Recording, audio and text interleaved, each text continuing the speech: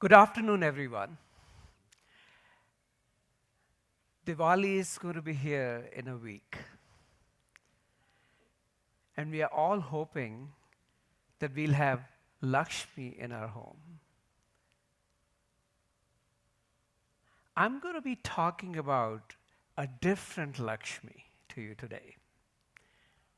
This Lakshmi is already there in many of our homes. She's a household help. She makes maybe 4,000 rupees. She works at 2 or 3 households at the same time and maybe makes 10 or 12,000 rupees every month. Lakshmi got Aadhaar in 2017, something that was introduced by Nandan Nilekani in 2010. Then there was a drive by the Prime Minister to create a bank account at the same time. We call it the Jan Dhan Pradhan Mantri Yojana. So she got Jan Dhan Yojana, Aadhaar. She also has a cell phone that looks like this. Not the cell phone that you have, a smartphone. She has what's called a feature phone. So that's the mobile.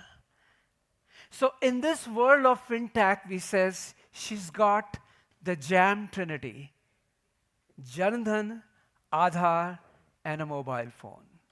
So when we look at statistics, it looks like she is financially included. And all the statistics, it shows up as Lakshmi being financially included. But is she really? Not yet. She's not. How do I know she's not? Well, for one thing, she has a Jan Dhan account, but she never deposits any money in Jan Dhan account.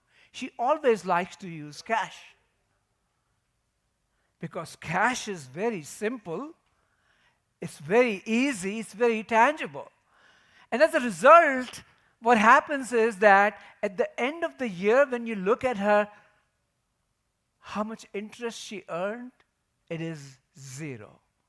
One real sign that she's not financially included. And there's a good reason why she wants to use cash, because cash is simple. This is not simple. This is complicated. This is scary. One other way I know that she's not financially included. Her husband died, unfortunately. And she had to arrange for a funeral. She was short of cash. She reached out to her family, she reached out to her friends, and yes, they came along, but she was still short. Another 5,000 rupees. Where is she going to get this other 5,000 rupees? Now, Jan Dhan Yojana had something called an overdraft facility. She didn't know about it. Even if she had known about it, the process is so complicated that she wouldn't have been able to avail of it when she needed it fast. So where does she do? What does she do? She goes to somebody introduced her and said, you know what? This is a money lender. He'll be able to help you. And thank God that she had that person. She borrowed 5,000 rupees. He said, I'm going to charge you 4% fees. That's another 200. And I'm going to charge you 3% a month. Not an unusual amount. So she has access, but not the access you and I take for granted. Okay? She had to borrow money, and if you calculate what she's paying on an annual basis on this loan, it is over 150% a year. Another sign that she's not included. Now, you may think that's rare, right? It happens once in a while. But there's another way why she's not included. Because she's short of money, she buys half kg of rice every week. The person she works for That person buys 5 kg of rice at one time, which costs 590 rupees. She buys half kg every week for 10 weeks. Poverty premium. She's paying more for rice than the person she's working for. 650 for 5 kgs because she has to buy it in small quantities. Another poverty premium. Now you might say, that's not big, but figure out this is effectively amounts to getting a loan whose annual percentage rate is about 200%. If I told you, were you willing to borrow at 200%, you're going to say, get out of here. That's extreme. But millions of Lakshmis, millions of Manoramas, millions of Kalavatis are paying effectively 200% because they are not buying an effective quantity. So, what are we going to do? Why is Fintech not working for people like Lakshmi, Manorama, and Kalavati, who are at the bottom of the pyramid? Because the solutions we have found are not simple, they're not human, and they're not ubiquitous. SHUb, they're not SHUb. So I'm going to be talking about SHUb, how to make Fintech SHUb. Because right now, it is not simple, it's not human, and it is not ubiquitous. So let's go to the first idea. I'm going to call that BBB. If you pull out your phone and look at the numbers and look for B, you're going to find it's 2 is there. So B stands for 2. So what is BBB? BBB is that one single number that if you dial BBB 222 and pick up your phone, your bank is going to call you and tell you how much money you have in your account in your local language. Not an SMS, but a voice message which says 5,230 रुपए हैं आपके account में. This helps Kalavati a lot because she's afraid of technology. She's afraid of sending money to anybody using a phone. Part of the reason is, अरे भाई पैसा गया कि नहीं गया? How do you find out? Now, many of you are going to say, well, it is easy. I can always call my bank, and there's a number I can call, and it will just send me an SMS. How many of you know what's the number you can call for your bank? Let me see a show of hands. Nobody. None of us know what that number is.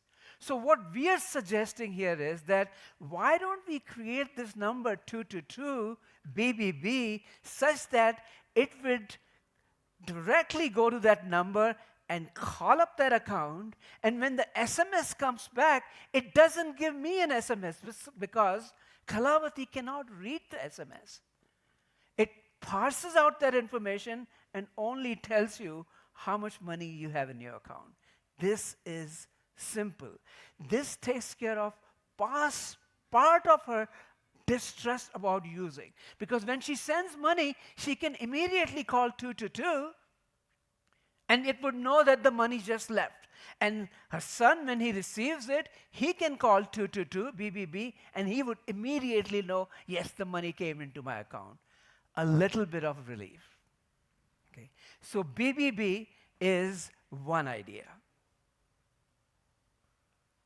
Digital Didi, how to make it human. Once again, Kalavati is very afraid of using technology. But her son is not. He's young.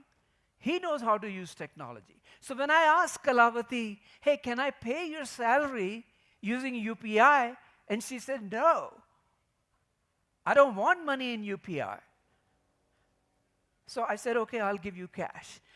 Few months later, I said, hey, but your son has an account, he has a phone, how about if I send him money?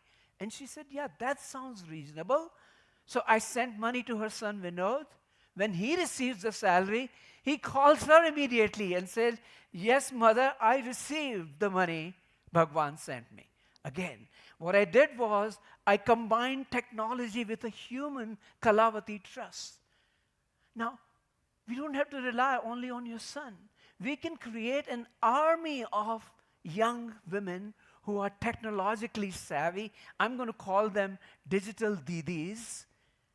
These will be women who will be walking around everywhere in a uniform so that you know they belong to a bank, an ICICI or an SBI or a Bank of Baroda. So anybody can approach them anywhere, in a bus stand, in a train, in the neighborhood. It might be somebody you know. Mama ji ki ladki hai, pados ji ki ladki hai, somebody you trust. And you can just walk up to her and say, help me do this transaction. Now, this also addresses an issue of redressal, which is very important. What if I make a mistake? How many of you have made airline reservations and made it for 6 a.m. instead of 6 p.m.? We all make that mistakes. So she's worried, what if I press an extra 0? Is that going to work or not? Okay. But with Digital Didi, she is assured that the transaction is right. And in case something goes wrong, she doesn't know whom to call. She can just approach her Digital Didi and say, ki, kuch gadbad to nahi hui. So redressal is a very important piece in this fintech thing. So Digital Didi is the second idea, that we need to have Didis everywhere, ubiquitous, so that you don't have to walk more than a few hundred feet before you run into a Didi in your neighborhood or close to work. What makes us human? Gautam Buddha said, being human is to suffer. This sounds rather negative. But I'm a finance professor. I'm going to translate what Gautam Buddha said. Gautam Buddha, what he really said was, there are risks in life. Amitabh Bachchan would say, kabhi khushi, kabhi gum. Okay? And Rajesh Khanna would sing, Zindagi kaisi hai paheli hai, kabhi ye hasaye, kabhi ye rulaye. Uncertainties are there in life. We can't escape them. But what makes us human is that we can share risks. When you have a bad draw in life, I can come and help you. When I get a bad draw in life, you can come and help me. And we have developed many institutions over the years, over the centuries, that allow us to do that. Family, a church, masjid, gurudwara. These are all places of worship where we meet each other and we help each other. That works. We call that informal insurance. But informal insurance is limited. What if everybody in the family is affected? What if everybody in the village is affected because of bad monsoon?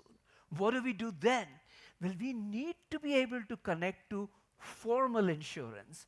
Formal insurance is a mechanism by which we can share risks with strangers. But once again, taking the idea of insurance and trying to sell it to Manorama or Kalavati is scary, because first of all, these insurance salesmen are rather aggressive. So she's afraid. Why should I pay the premium? Will I really be paid if bad things happen or not? So what can we do? Well, what we can do is a two-step process. Instead of insuring individuals, why don't we insure the temples, the churches, the gurudwaras, and the masjids? Let them buy formal insurance because they are big, they understand, and they'll be able to share risks with strangers. And then they, in turn, can use the informal mechanism, the community that we are so used to, that feels so comfortable, to take care of that issue. So insurance should not be thought of as premiums and payments. It should be thought of as donations. In good time, I donate to the temple. In bad times, the temple takes care of me. This is what we are used to, and India, we need to make use of the community really, really well. Okay. So, if financial technology has to come to everyone, not just people like you and me, we have to make it simple, we have to make it human, and we have to make it ubiquitous. In other words, we have to make it SHUb. I have to make it SHUb. You have to make it SHUb. Then truly financial inclusion would have arrived. Thank you all very much.